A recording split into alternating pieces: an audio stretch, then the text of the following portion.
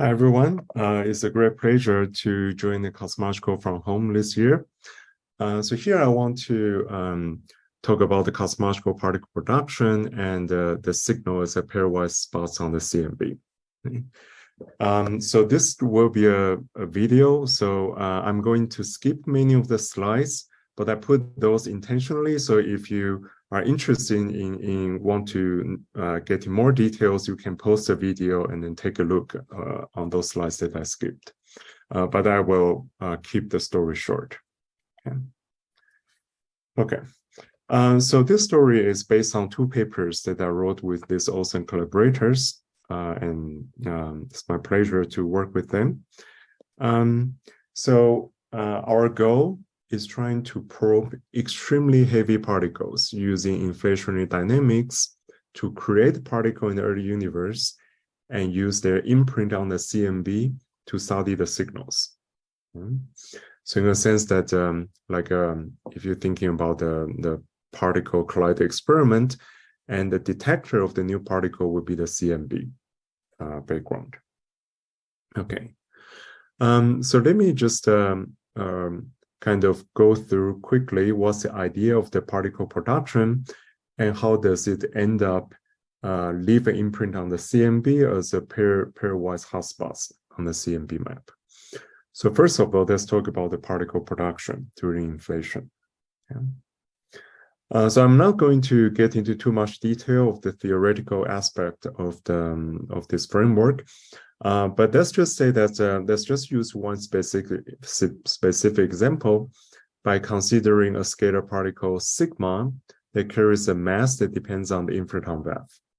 And in fact, it can be a scalar particle or it can be a fermions. That's all fine. But the important thing is that their mass somehow get a little bit of contributions from the inflaton. And it's actually easy to do so because it's not too hard to have an inflaton coupling to new particles. So while the inflaton will rolling and change its valve, every now and then, or depends on the potential, the sigma can have a mass that depends on the time. So if there is a time scale, eta star is in co-moving time, so that the mass of the new particle obtains some local minimum, then the probability to produce these heavy particles, assuming the scale is much higher than the Hubble scale, that's typical the energy that you can have to produce particles. But in this case, the production will only happen around this local minimum, when the mass is local minimum. So this eta star will be one of the parameters that we will focus on. So in this study, we are trying to push the mass, this M0, okay, as heavy as possible, and see if we can see signals on the CMB. Okay. So since the particle productions only happens around the eta star, if I have whatever coupling between the inflaton and the new field, I can just focus on that time around the eta star and rewrite my coupling between the new field and the inflaton into this form. Okay, so it doesn't quite depend on what's the original model that we have. Just around this time scale, if we do a perturbation, we can always rewrite the things in this way. And the three parameters we'll be focusing on would be the coupling between the new particle and the inflaton, which is G, and the minimum mass of the particle, and also the eta star for the production time. Okay. So how do we calculate the particle production? First of all, because there's no well-defined mass of the particle, or the field is not really a well-defined particle in the beginning during inflation, so that we cannot just calculate the production of the particle like in collider experiment from calculating Feynman diagrams. What we need to do is to use the so-called Bogoliubov transformation to think about the particle production. And the cartoon picture is actually very straightforward, okay? Let's say that I just write down the equation of motion of my new field sigma with some mass, and then there's time dependent due to the inflaton.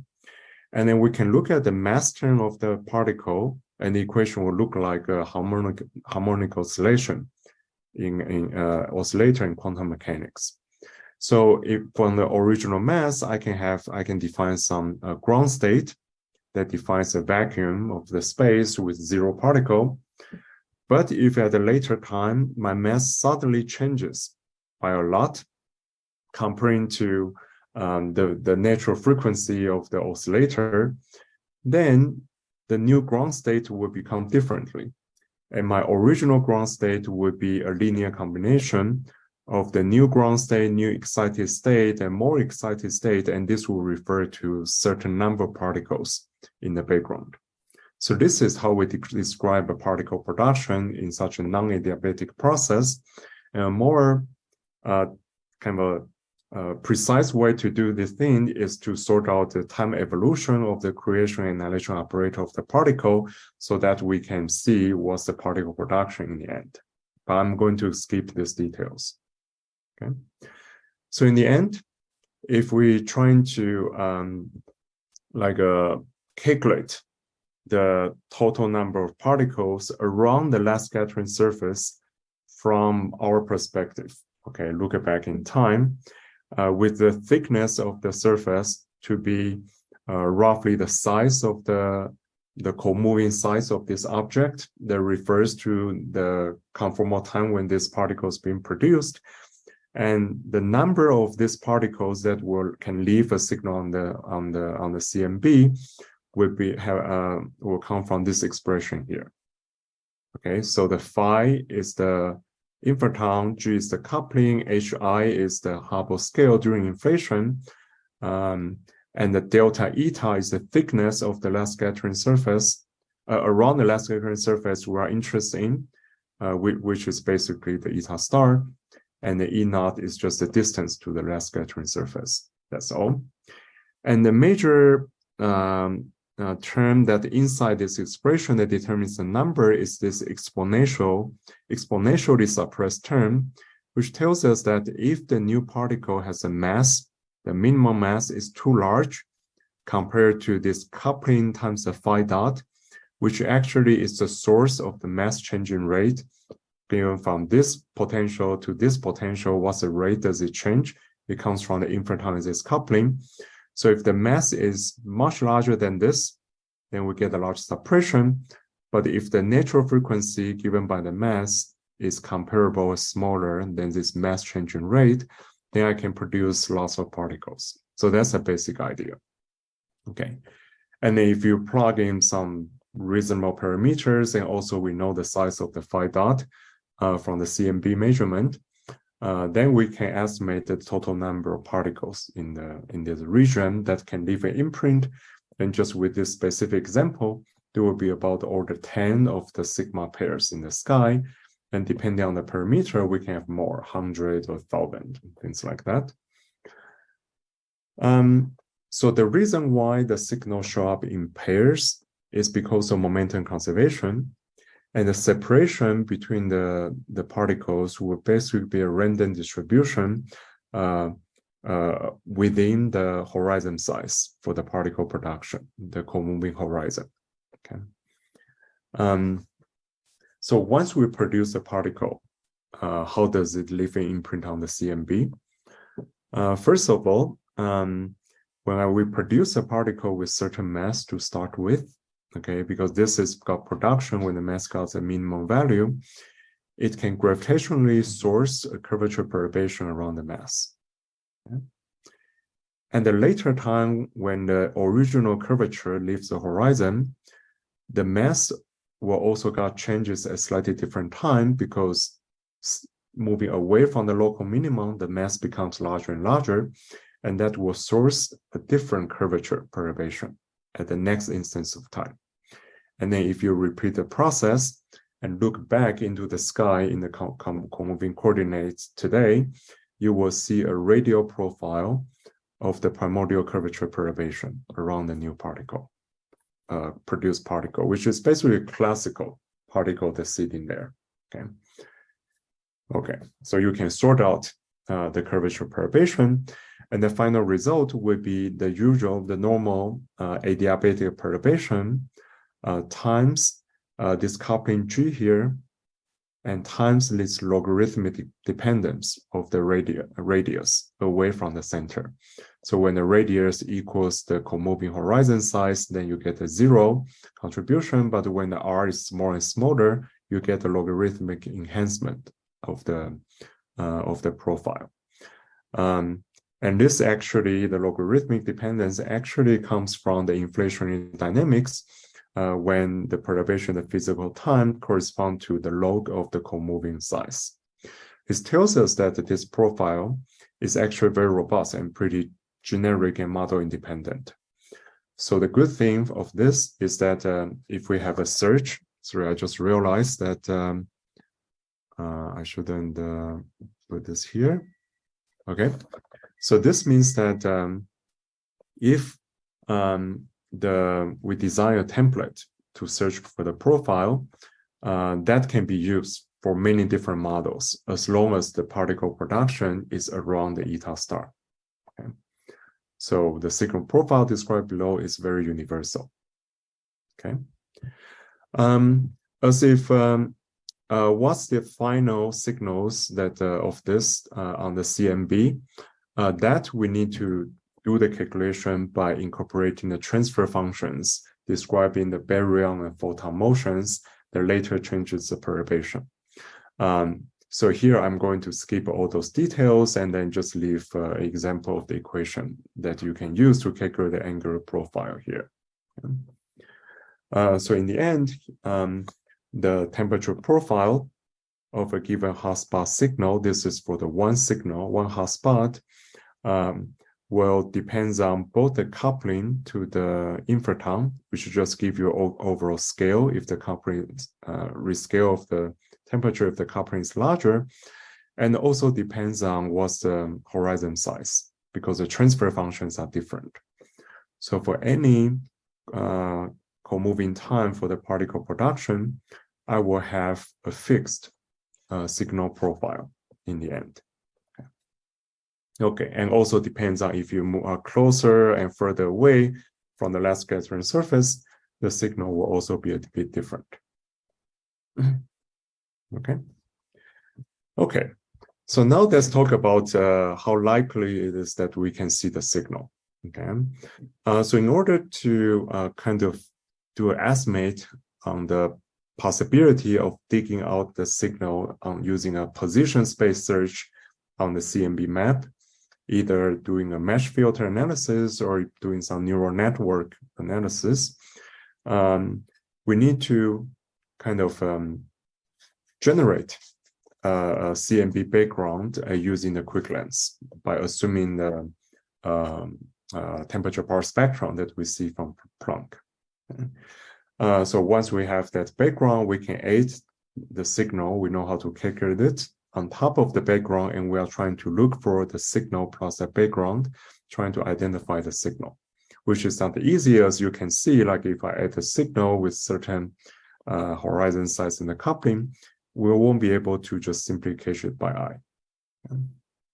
Okay, there's several sources of the background or the noise that we need to consider for a real analysis. And here I just list some of those. The instrumental noise is not like really an issue for Planck, and we also will be looking at a slightly larger size structure, so the angular resolution will be more than enough from the Planck measurement.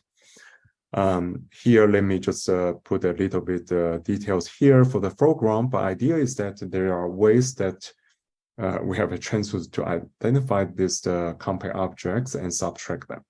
Okay, and also it's not easy to have this object to be so extended with the similar size of the signal we are looking at. So the dominant background, which is also kind of an irreducible background, will be the primordial fluctuation, because our signal will basically have the same brightness temperature as the CMB signal. It's just that the temperature profile is different. So that's why in this study, we'll be focusing on this primordial fluctuation background. Okay.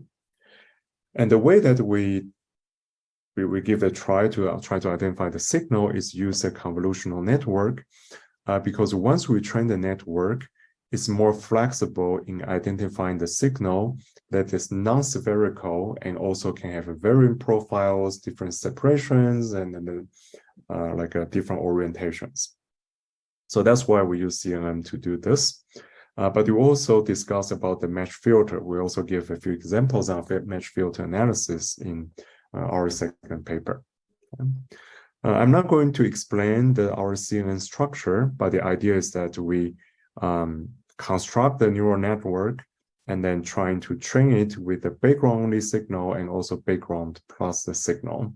And they gave us an idea about what's the background rejection rate and the signal capture rate will be for different size of the coupling and the horizon size. Okay, so we first do this with the smaller patch of the sky and also making sure that the signal, the signal we inject really identify a signal, but not as some other fake signal with a different location. And then what we can do is that we use the train network for each of the smaller images and sliding it through the bigger image so that we can identify the signal. Okay. And here is a quick review of the final result. From this, a very academic analysis by only considering the primordial fluctuation, the CMB background, using the CNN and also assuming 60% of the sky for the search, we get to set upper bounds on the number of particles with a 2 sigma upper bound on the number of pairwise hotspots for a different size of the couplings. Okay. So as you can see, for some cases, the search is extremely good, and we only can allow a few of these events in the sky. And this upper bound on the number of the signal can be translated into the lower bound on the mass of the new particles. If the particle is too light, we should see more than this. And as you can see here, the mass that we can probe in the end will be of order 100 to 200 of the Hubble scale, which is a very heavy particle. And it's very prominent, like a plausible, exciting that we have a chance to see it. Okay, so here is a summary plot, and the rate curve is a project sensitivity, and there are some back reaction constraints from not having the spot to being produced and distort the inflationary dynamics. There are some back reaction constraints. I will just show the slide here, and here's the conclusion. Okay, so this is basically the story, and thank you very much.